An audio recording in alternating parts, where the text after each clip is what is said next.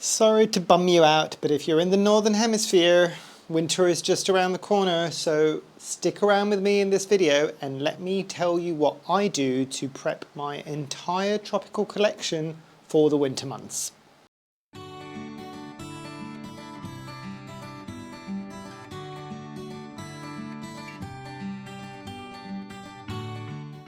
Hi, my name is Memo, this is my channel, Houseplantygoodness, and essentially it's a place where I like to geek out about my big passion. You might be able to see some of it behind me, it's tropical houseplants.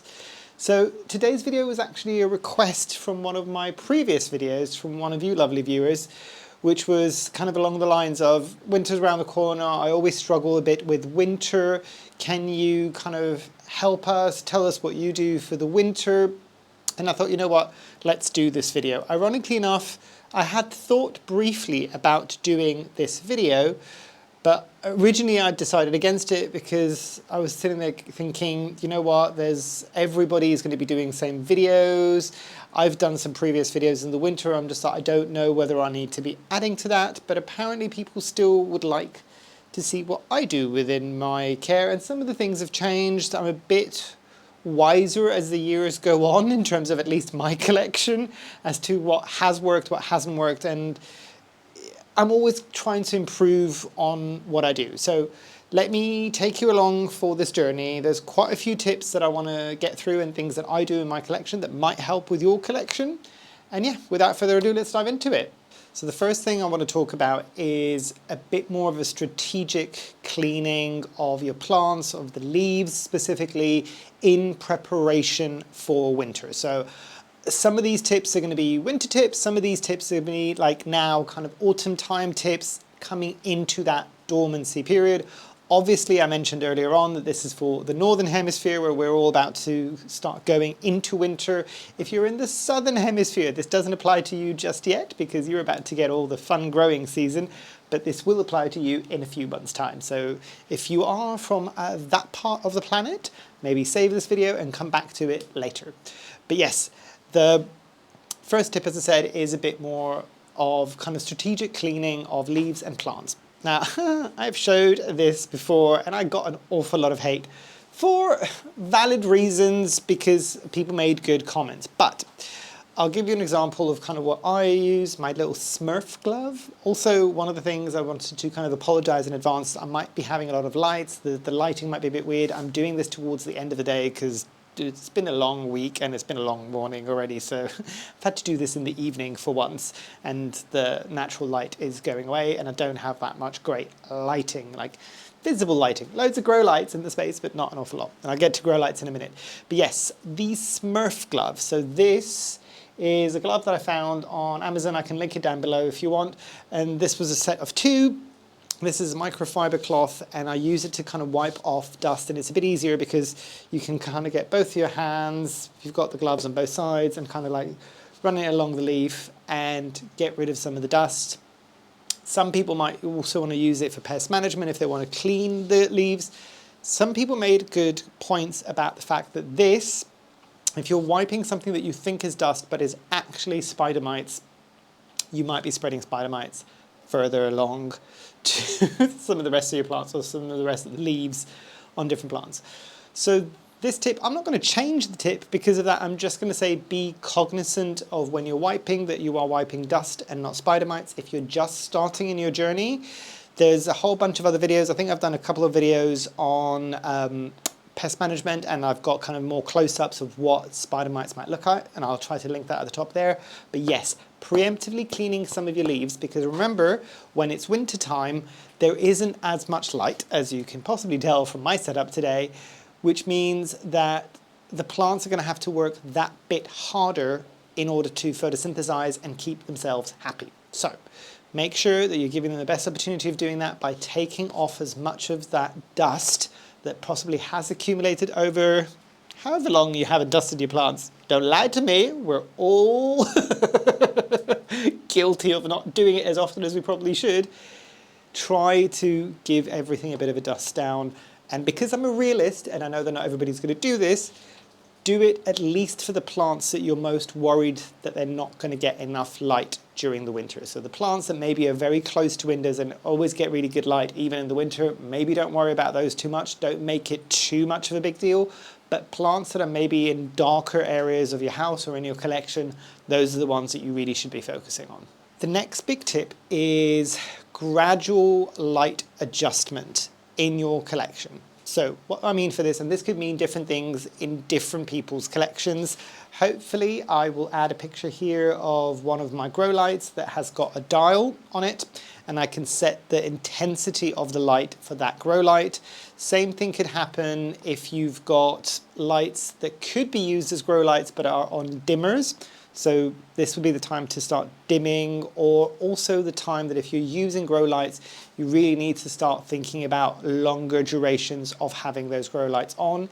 If you had some of the grow lights on, as I did for some of my collection, on the lowest shelves, which get very little light even in the summer, it just now means that they're probably going to have to stay on for a bit longer. Other grow lights that maybe have not been on until now, guess what time it is? Switch on those grow lights. For the people that don't have grow lights or that are growing plants in areas where grow lights aren't necessary really, what you should be thinking of, okay, again, think, and this is the way that I've kind of started doing it in my collection, because not all plants, and I've had most of my plants for a while now, this will hold true for the people that have had the plants for probably at least one growing year, but you should have a good feel as to which plants are probably going to be your drama queens when it comes to the winter and when it comes to light levels. So those are going to be the plants that I would say move to higher light locations, and some of the plants that you might know that are maybe not as fussy and have had kind of primo spots by windows, maybe pull those back and give some of the more struggly plants a bit more light to just kind of keep them happy. Those are going to be the big things that you really want to be doing, is just trying to boost those light levels. There's not an awful lot that you're going to be able to do in terms of natural light, because obviously the days are getting shorter for all of us, so the windows might be a bit limited to that. With the grow lights, it just might mean that the intensity might need to go up, and or you might need to have those lights on for longer periods of time. Do not despair if you do not have grow lights and you do not want to get grow lights. Putting your plants near other forms of artificial light, and I know I'm going to get a lot of hate for this because it's not exactly the same thing, I get it. But the comment that I always make in this situation is, if that's all you've got, it's better than nothing. So if you've got a dark corner and you need to have a plant there, like a dark corner in the winter that's maybe not dark in the summer, and the most you can do to that is just shine a light on it, a regular light, rather than nothing, do that. You'll see some result from that. It's not going to be ideal, but it's better than nothing, and at least you're kind of trying to give that a bit more light, and it will supplement it even a small amount, and it might be enough to just get that plant through the winter. It might not look its best, but it will get it through potentially. Okay, the other big thing is managing your microclimates. So microclimates, let's explain what that is for the people that might not know. A microclimate is something that's created when you put some plants in groups together. A lot of people will usually, if you're starting off, will suggest this for your humidity-loving plants, your calatheas, your ferns, when they say, you know what, group them together, because that creates a little microclimate. That is a positive microclimate in the sense that you're kind of promoting more humidity to be around those humidity-loving plants by grouping them together. There is a negative microclimate, as I've discovered in my space, where there's certain areas, and you might have this in your house, in different parts of your house. So if you think a lot of the things up here, you would imagine would be kind of okay, but actually a lot of they've got a radiator right behind this plant shelf here, which radiates heat upwards. So most of these plants are okay. The plants on behind the camera, which are against windows, granted that gets all the light during the day, at night that tends to be the coldest bit of this conservatory. So that to me is what I would consider a bit of a negative microclimate. All I do is adjust accordingly. So I've got a supplemental heater, I've got a supplemental electric heater that's down below, and it's on a thermostat, and that is close to those plants that need it the most. So over here, I'll get the heat from the actual household radiator, which again isn't on all the time. And then I've got the supplemental radiator down below, which will kind of help with some of those plants that have those negative microclimates. But again, it's balancing things out.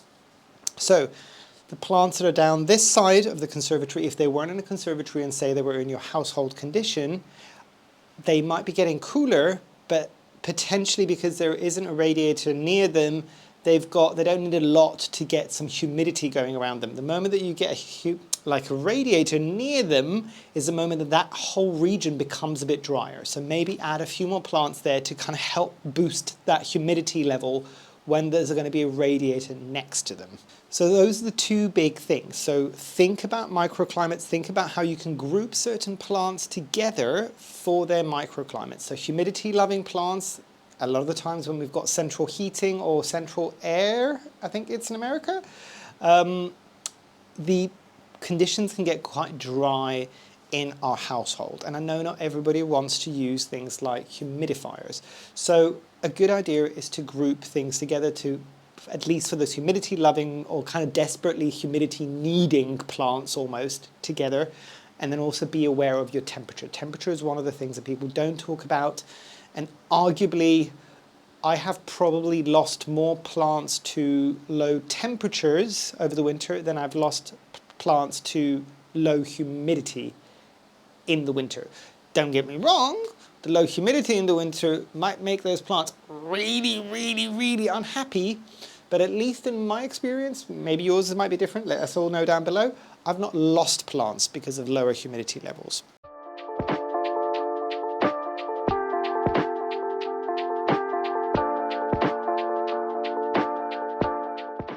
One thing, because I've just finished filming and I'll add this earlier on in the video, for the people that were asking about the t-shirt, I have got answers for you. So, the people that were just like, what did the t-shirt say? Let me bring that up a bit closer so you might be able to see. So it says plants, not people. Plants, not people. Now I'll bring it further back so you can see it all together. I don't know why I was doing that so close.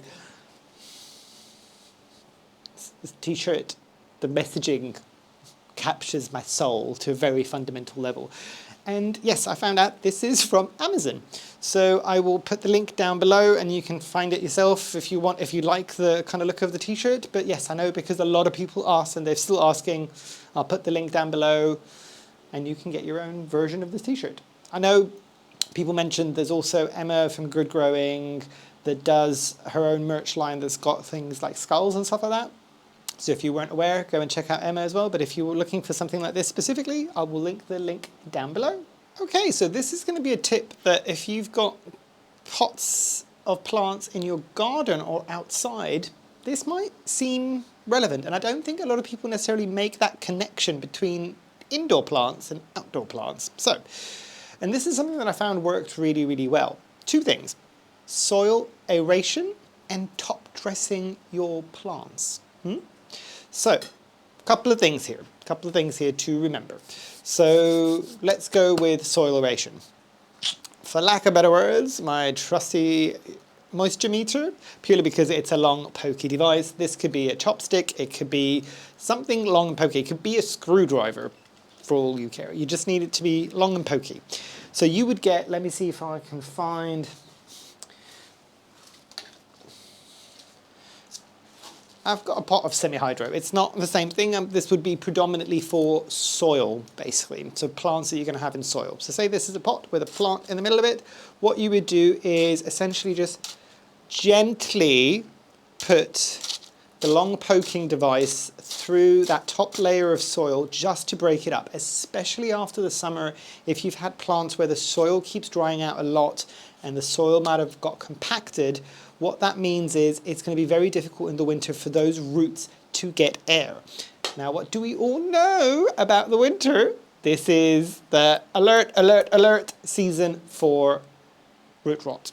So you want to avoid that as much as possible, and breaking up that soil at that top level will really help to get some of that air going further down into those roots. So if you do maybe overwater or something is kept wet for a bit longer, that's an extra layer of security to kind of say, you know what, I've done everything that I could to see about getting air into the roots of the plant. So if it's sitting in moisture, it doesn't rot because you've created that anaerobic condition. So anaerobic is it doesn't get any air going through the roots, and that's where the root rot can really take hold.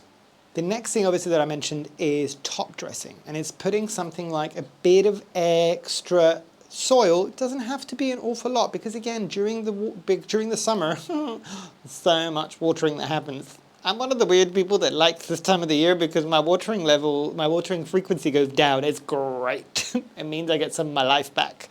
But what happens is a lot of that soil might get washed away essentially. So what you want to be doing is making sure that you maybe just do a quick dusting of extra whatever potting mix you're using, whatever soil mix you're using, whatever media you are using, you get another little layer just to kind of help cover up that kind of dip that might have been created by all of that watering during the summer months. Now, there's a few things that happens here. Obviously, you're refreshing the soil at the top. You're also helping to protect maybe some of those roots that have got exposed. So if they're exposed and it gets really, really cold, they will feel the cold quite quickly. And a lot of the times when you've got aroids, you might get roots that are happening quite low on the actual soil level. So you want to make sure that that is protected. Another thing that you might want to be starting to think about doing now, if you haven't done it already, is, for instance, for your anthuriums, is now would be the time to start thinking about a moss collar. So if you've got a growing stem of an anthurium here, you'd want to put some moss around those aerial roots there. It will kind of help protect it as well. If you accidentally get a drop in temperature, like you maybe had a power cut, or like what we're experiencing at the moment in this house, is that been away for the summer holiday, came back to realize that the boiler is not working. So I think something of the electric circuit board is busted. The poor plumber is trying to find a replacement for right now. It's got exceptionally cold. The house is freezing, which is depressing considering we're at the beginning or the end of September. Yes, freezing house, no hot water either. That's been like over a week now. So loving the fact that I've got my electric radiator in here. My electricity bill does not like me right now, but the plants are doing okay because of it. But yeah, sorry, off topic there. Top dressing and making sure that you're aerating the soil just in preparation for winter. Okay, so this is a big one for if you're living in kind of colder regions of the world, but to be fair, this might apply everywhere where you get really cold winters. I know other people have mentioned this before, water temperature coming into the colder months. The water, if you're watering out of the tap, which is generally what I do these days, even if you're watering out of water butts or kind of rainwater collection vessels, which are outside, which by default will be cold. So if you're doing water from water butts and things like that, take it the night before, fill whatever watering can or container you're going to be using to water the next day, and bring that into the house and leave it overnight somewhere in your house, just because what you want to do is get it to room temperature. Same thing goes for the water coming from the tap.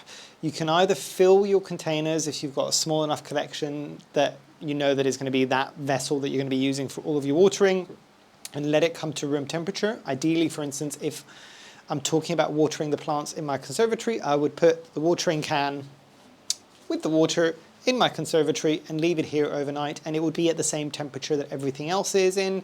Or if I'm in a hurry, what I might do is, if I'm using kind of like a tap, I might use a tiny bit of hot water and do the same thing that you would do with something like a toddler or a baby.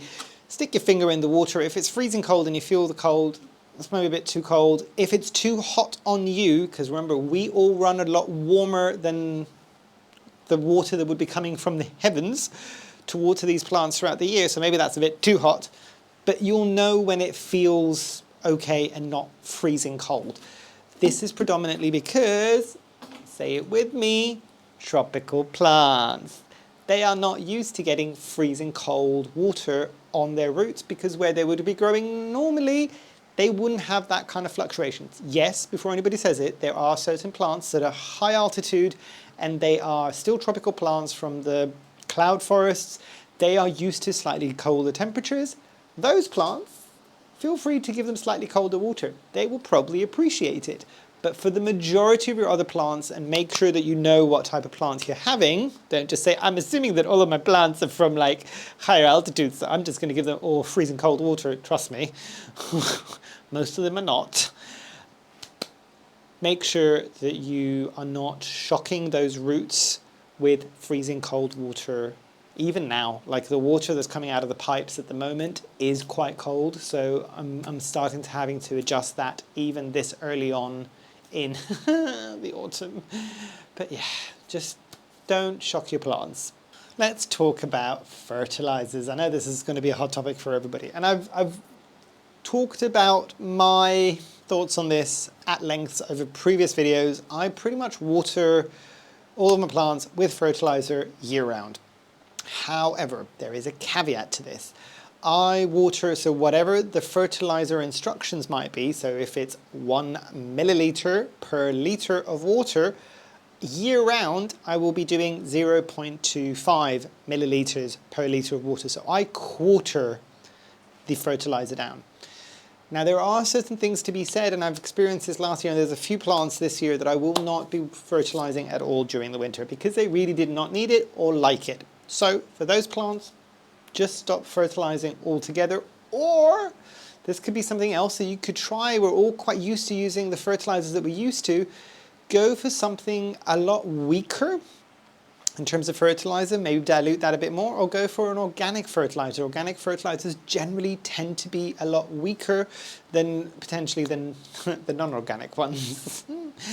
But yeah, so adjust accordingly, because a lot of your plants might not be actively growing in that period. Again, there is that exception that I was talking about, the plants that generally do better when it's a bit cooler, high altitudes, cloud forests. You might hear me say this a few times in this video. Those plants you're probably going to need to fertilize maybe a bit more, because they're coming into they're living their best life. They're looking a bit busted in the summer because they were not happy with the high temperatures, but now coming into the cooler months, they're going to be quite good. A little addendum to one of the comments I did earlier on. Those plants also, they're a bit more cold loving, or they can tolerate colder temperatures. Those might also be plants that you put into microclimates that are the kind of very cool regions of your space, because they will appreciate it a bit more. Something that a lot of people talk about, and again, this is something that we might do out in the garden rather than in the house, but it can work quite nicely in the house, and I've had good successes with it, which is insulate your pots.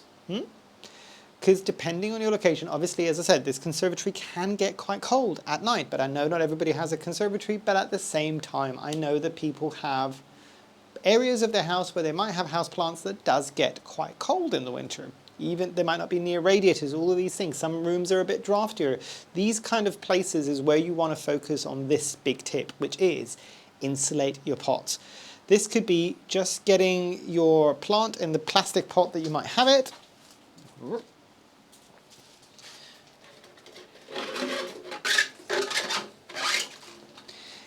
And in an ideal world, you might have either a cache pot, or even, in an ideal world, I would actually prefer something like a ceramic pot, because they tend to have slightly thicker walls. But for display purposes, you would just put your pot with the plant already in it within that decorative pot, ideally something that will provide some insulation to the plant, because what you're basically trying to do is make sure that those roots do not feel that cold. At least in my experience, I find that the foliage might be a bit more resistant to the cold as long as the roots do not get cold. The way that I think about it is, if you let the feet of the plant get cold, the rest of it really starts like sneezing up top. So try to keep it warm. The other thing that you could do if you don't have pots, because these things are not cheap, not this one specifically, but like generally like decorative pots or thicker pots or kind of ceramic pots are not cheap. The other thing that you could do, and again, coming into this, the kind of, I'm going to say the word, festive season. Oh, I'm so sorry, I know I'm going to get the hate already. You're within your right to give me as much hate as you want to for this one, but I'm thinking ahead here. Even if you don't take it to the festive season, you've got the pumpkin spice latte season that we're pretty much all in now, that kind of autumnal Halloween, coming up to Halloween and like autumn vibes. Burlap. Get something like burlap and wrap your plant pots in it. And if you're really artsy and crafty, you can kind of wrap it all around and give it a nice bow, and it could look quite nice and decorative, and it serves the purpose of also creating that layer of insulation around your plant roots a bit more. It doesn't, I'm not saying take your plant pots and wrap them up in bubble wrap. Nobody needs that. Depending on when you're growing, and if it's not visible, you might need to do that, don't get me wrong. But yeah, like something a bit more decorative. You can make it a bit of a feature without breaking the bank, if that makes sense. And if you don't have burlap, you might have some other fabric laying around. We might have clothes that you're going to take to second-hand store or thrift stores in America. Use something, get your creative juices flowing, because this is the time of the year when we've got less watering, we've got potentially more time on our hands to do more crafty projects. And yeah, it's always nice to reuse what you've got if you've got something that could be reused for this project. The other thing that I want to touch on is maximising the natural light during these winter months where the light levels are quite low. I talked about this earlier as well. So, I'll see if I can find the video where I was testing the tin foil. It did work! Or aluminium foil. I don't know how the people in America might say it, but you know what I mean. That worked really well. It looked busted, but it worked really, really well. So anything like that that you can use to reflect some of that natural light back in and try to capture it as much as possible. If you don't want to use aluminum or aluminium foil or tin foil, a mirror, something that reflects light back. So putting a mirror behind a plant. So say I have got a plant here, and this is behind me would be a wall here. I would put a mirror behind this plant in order to reflect that light back into that plant and maximize that light that's coming through. It doesn't have to be a mirror. It could be, there's a lot of reasons, barring the obvious one where all the plant influencers and the plant Instagrammers and all of these people that love to take pictures of their plants, and I know we're all part of this group, so don't be lying. You always try to find white surfaces because it really makes your plant pop. White walls or white surfaces are also quite good at reflecting the light. So anything that will reflect the light back is a good thing because it means you are maximizing that light that's coming in, especially when it's at a lower stage. I've also just realized that plant was in shot, so hopefully there's no focus issues in the video, but that might be an editing memo problem. This is the big one. Pest management through pruning and isolation in autumn in preparation for the winter. And let me elaborate a bit more on this. So spider mites, mealybugs, all of these things like to hide in the nooks and crannies of kind of dried and decaying matter on the plants. I am thinking all of those crispy caterpillars, hold on. It's only because I was doing this earlier on. So crispy caterpillars off your plants, dead leaves, yellowing leaves. Now would be your time. This is me giving you permission to do it right now.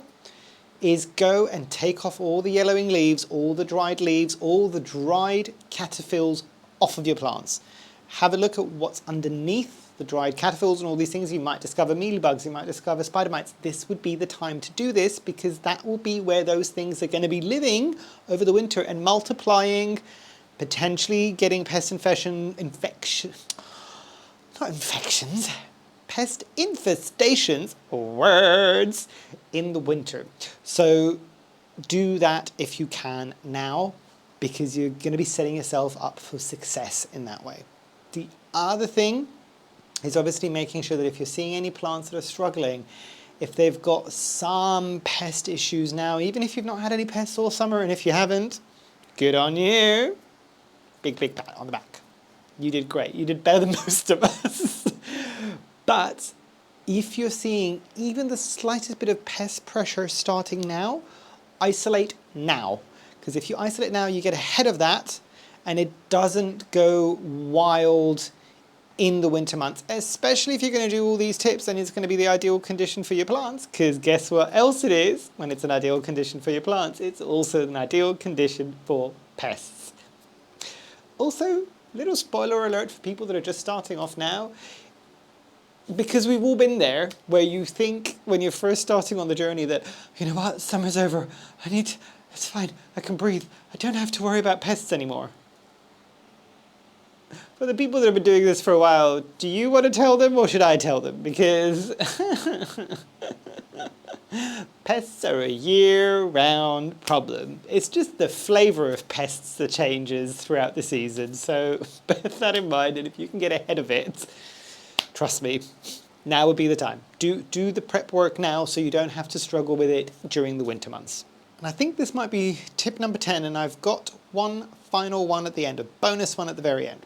But the next big thing, you might be able to see kind of leaves still moving around. Let me show you. Huh? My most busted looking fan in the world. Air circulation is key, especially in the winter as much as it is in the summer, for different reasons. So, depending on the space that you've got your plants in, if you've got very low humidity, that's a different issue, but you still want to get some airflow moving around, because if you've then got certain bits of your space that are a bit more humid, there's more of a chance that it's going to get moved around. If you've got very cold rooms with plants in that can get very humid, if the heating isn't kind of bringing down that humidity, you want to keep that airflow going, because otherwise you're going to end up with things like fungal infections. Also, another good thing about fans is a lot of the bugs that do okay in the winter, I'm thinking things like spider mites and drier conditions, really do not like strong gusts of wind, or wind generally. So getting some movement going is a good thing. Also, it pre-preps you for the next growing season. I think I might have mentioned this before. A lot of people assume that plants are dormant in the winter, and yes, but there's also a lot of research that's come up, I don't know if it's recent or if it's been there for a while, where it's suggesting that actually plants that might not be doing an awful lot, I think this was actually done on deciduous trees, where, you know, you're thinking that those trees are doing nothing because they've dropped all their leaves and they're kind of barren for winter long.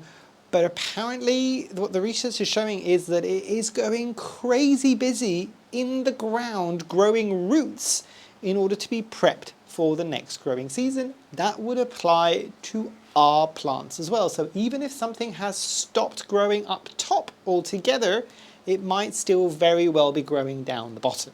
So, and another good thing, the reason why I'm talking how I've linked this to the airflow, rather than me just going on a tangent again, is things like movement on your plants, movement on some of these leaves from the airflow that's going around, creates a slight bit of instability on the growing stem, and that goes down into the roots, and it means that the plant has to put out more roots in order to keep that plant stable.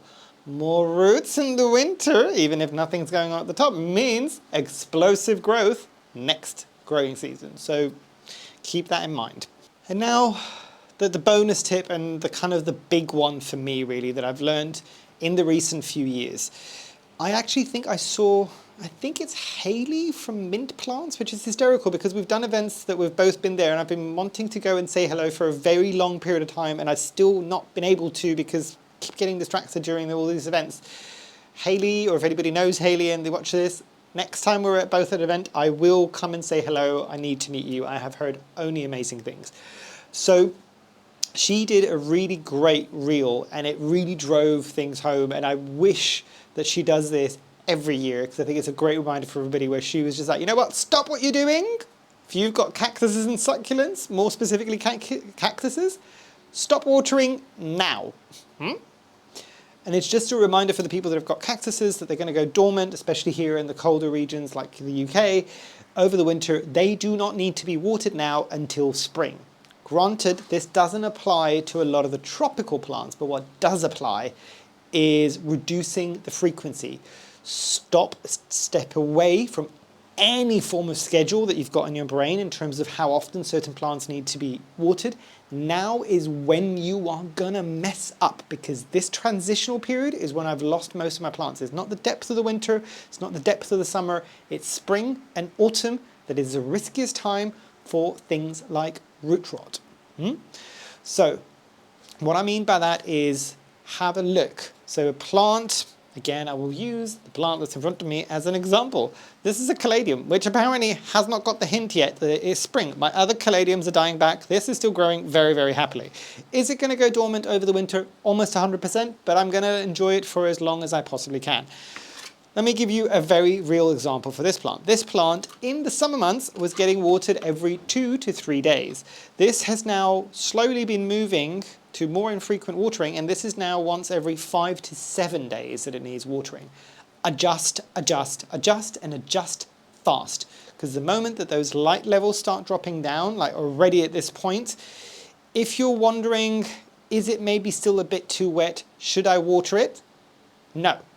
Step away from the plant, give it another day or 2, and then water it. At this time of the year, err on the side of dry, not on the side of wet. That also applies to things like anthuriums, because that's usually what catches me, is anthuriums, because everybody's just like, they like a bit of water. Same with the calatheas, same with the begonias, same with the ferns. This is the time of the year where you will invariably mess up. And I say this from personal experience. Start walking away from the watering can. Adjust, adjust, adjust. And I can't say this, I know this sounds like the simplest thing in the world. This has been, at least for me, my biggest downfall, bar none. Even if I didn't do everything else that I said now, this is the one thing that has made me lose a lot of plants over the years. Adjust, and adjust fast. Because that's the thing, I was just like, oh, you know what, there's still some light and it's still a bit warm. Start reducing now. Seriously, start reducing now, because I will be very blunt in this, because I know that some people are just like, I want to eke out as much of the growing season. Let me ask you a question. Because I should have asked myself this question a year ago, 2 years ago even. How much is that extra leaf or 2 that you might get by just giving that extra bit of water versus the very real reality that you might lose the entire plant to root rot a month or 2 down the line because you don't know where to stop? Is that extra leaf or 2 worth it if it might end up dead? I know it's a very, very black and white example, but it can be that extreme at times. Step away, let the plant get a bit of a rest. It is time for them to rest. They have worked super hard in the summer and the spring to kind of grow as much as they possibly can. They're still going to have some growth, a lot of these plants, but reduce watering and reduce it now. Well, I think that's everything. Ended up on a very kind of serious note there. I'm really sorry. It's just like I'm talking to you as if I'm talking to myself, and this is the only way that that would have sunk in my brain if I would have heard it a year or 2 ago in order for it to take root. So please listen, if that makes sense to that one, because it might really make a big difference. So yeah, hopefully you've enjoyed. Hopefully I haven't scared you. Hopefully I've given you some tools and some things that you can potentially try this year that have worked well for me, and they might work well for you. They might, as I say, with all these things, we're all different, our conditions are different, the way that we treat our plants are different, but these are things that worked for me. I know sometimes my video come across as very like me giving you instructions. It's never meant to be like that. It's more me giving myself instructions if I was looking at this video when I should have looked at this video years back before I lost so many plants over winter. And I think, actually, show of hands down below, because I know a lot of people that have been growing for a long time, we always try to say this to people when they're first starting off, is we have all killed our fair share of plants. Question, I don't know, I think I've only just now made the connection. How many of us that have had collections for a very long period of time and have lost a lot of plants over the period of time, how many of us have lost the majority of the plants in autumn and winter? Question, because I think I lost most of my plants in my entire life of kind of caring for plants in autumn and winter specifically. Very rarely is it going to be summer or spring. Plants are a lot more forgiving. So bear that in mind. But it's a good period. Your plants can get a bit of a rest, you can get a bit of a rest, you can do fun little projects like I was talking about with the burlap, you know what? Could be fun little projects when like you're doing this. And yeah, enjoy the season. I know not a lot of people do, and they're kind of like, oh, I'm a bit bummed out where the plants are not doing so much, but you know what? This is part of why we grow the plants throughout the rest of the year. Being able to walk in somewhere and seeing all these tropical plants when it's arctically cold outside is part of why we do this. It kind of gives us that extra little serotonin boost in the winter that we need by seeing all of these plants and just going, you know what? Spring and summer are just around the corner. Look at this. It feels like it's coming, it's coming, it's coming. So enjoy the plants over the winter months. They don't need to be actively growing for you to be able to enjoy them. But yeah, that's all I wanted to say. Hopefully you've all enjoyed. Hopefully I shall see you here soon. And I truly, truly hope that you have a great rest of your day. Thanks. Bye.